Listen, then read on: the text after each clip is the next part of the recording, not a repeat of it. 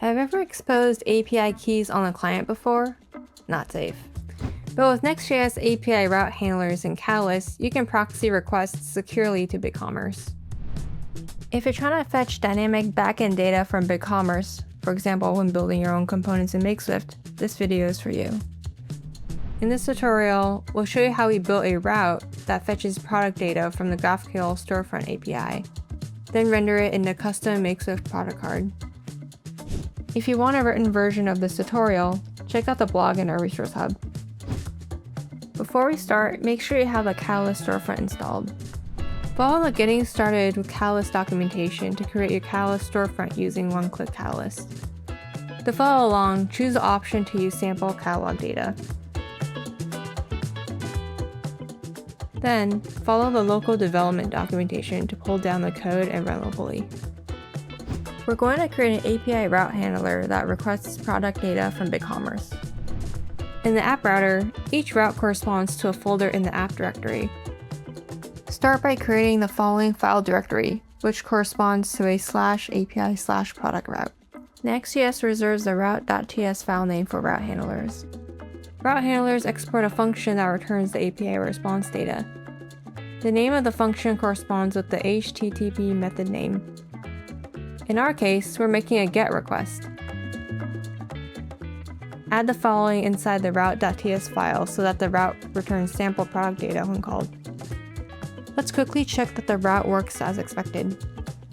Run the development server and visit the /API/product path in the browser.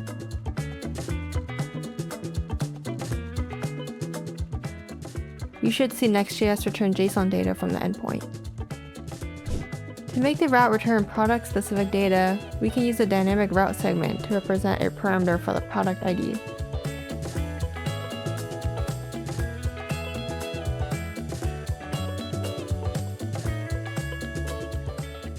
The dynamic segment captures a slug as a parameter, which we can use to access content for a certain sample. To check the dynamic route, let's access the slug parameter and turn it into API response. API route handlers accept the request object as the first parameter, so we've added it also. Try visiting the /API/product/123 path in the browser. At the moment, you should see the same product data returned, but with the entity ID based on the path you entered.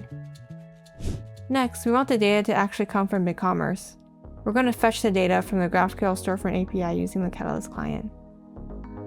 Let's update the route.ts file to include the fetch call. In our case, we want to query the product name and image.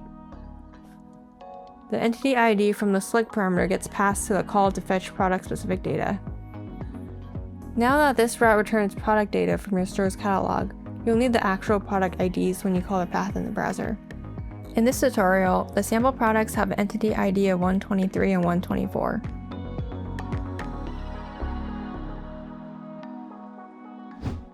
We're going to create a product card component in Makeswift that fetches product data through the API route handler.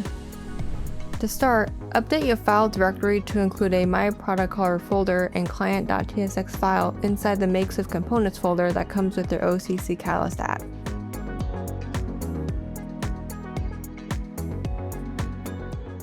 We'll start by hard-coding the product data into the component. Now we need to register the component so that it becomes available to use inside of Makeswift. Create a registration file for your product card. The component will show up as myProductCard inside a catalog folder in the component tray. We'll leave the props property empty for now. Check out the Makeswift documentation to learn more about component registration.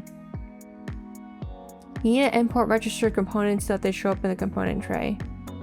To do this, copy the following line into the components.ts file. The file comes out of the box with your OCC Catalyst app when you install it.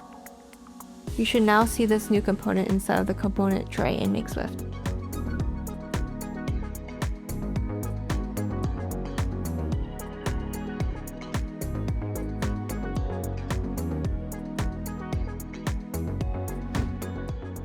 Now it's time to actually make a call to BigCommerce using the API route handler. Update your Makeswift component code to include a fetch call to the route we created.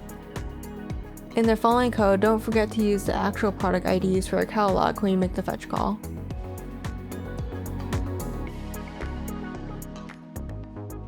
To fetch different products from BigCommerce, change the entity ID in the route. You should see the product card change in Makeswift to reflect the newly fetched data.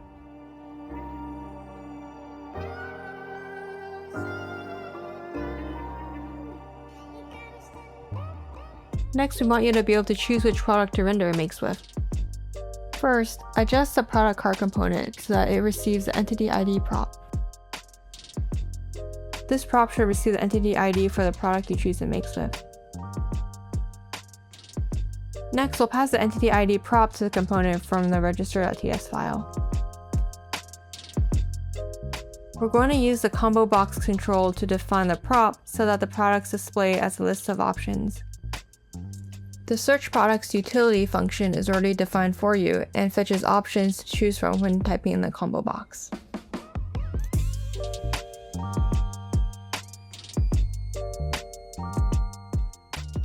Now you should see a drop-down list of products to choose from in the properties of your component.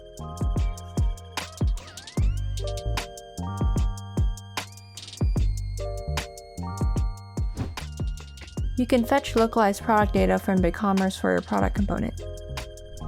To follow along, you need to first translate your product data to French in your BigCommerce store.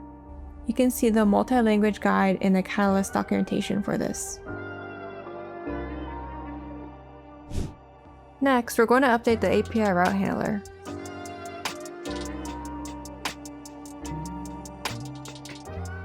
It should accept the locale search parameter, validate the locale it receives, and pass it to BigCommerce when fetching product data. Update the product card so that the Makeswift component calls your route with the locale that you fetch.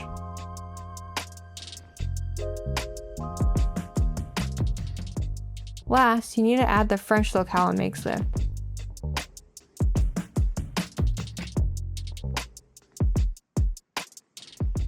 When you switch to this locale, you should see the translated product data.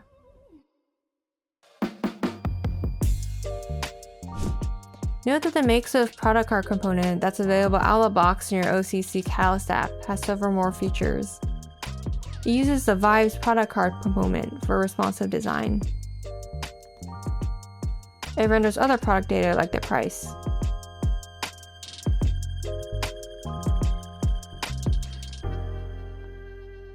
If you found this helpful, like or leave a comment below.